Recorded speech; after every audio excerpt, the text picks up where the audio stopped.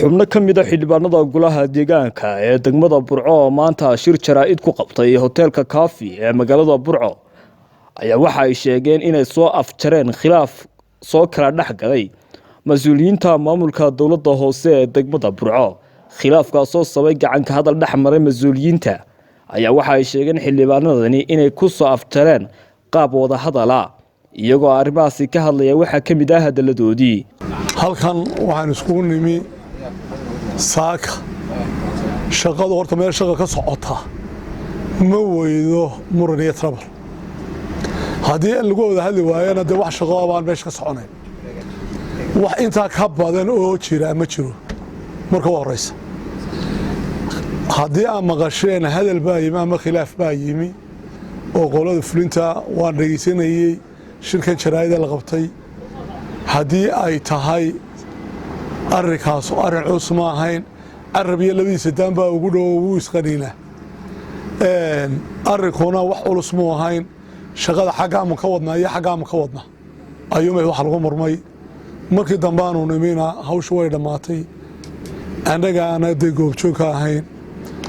iyagu shaqada yoomiyihii aanu igmanay bay fuliyaan markii aanu isu nimi shaqada lagu murmayay siday ahayd baanu u dhignay waanay dhammaatay wax khilaaf oo jiraana ma jiraan wax culusna ma jiraan waa arkaysa nimanka labaa soo gaadheeno daaqadda iyagoo ka wada hadlaya oo dee sheekaysanaya xogayaa iyo maayarku xigeenka waa arkaysa indhiina ku arkaysa maayarkuna la mid buu marka wax dhibaatiyina ma jiraan wax la isku hayaana ma jiraan oo reeyda hawshaasuna way dhammaatay marka horena wax culus ma yahay sida loo bambooniyeyna maaha wax dhibaatiyina ma jiraan intaasaan idiin sheegaya waxaan nahay golo deegaan baan nahay bulshada Burco dooratay xilligan marna waa garanaysaan khilaafaad iyo wax la soo dhaxgaynta badan ma jiraan waxaana soo galana markiiba si ugu fudud baan u dhameynaa waa aragtaan oo hadda talkaan ugu timaadeen mas'uuliyiintii la lahaa was hayaan ayaan la fadhiyay iyagoo gacmaha haysta ka baxeen shaqaduna mar haddii meesha ka shaqo socotana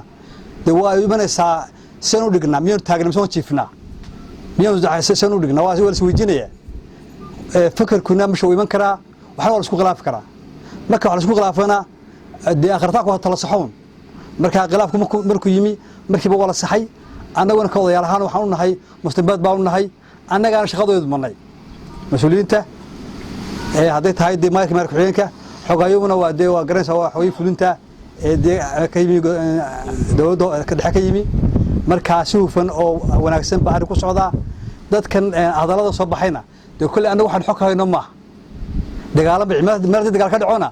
dee ma dhamaatay markiiba oo dagaalku dee wax yar maaha oo dee dhibaato ay imanaysa markaa laakiin hadal baa soo baxay la isku khilaafsan yahay shaqadii gacanta lagu hayay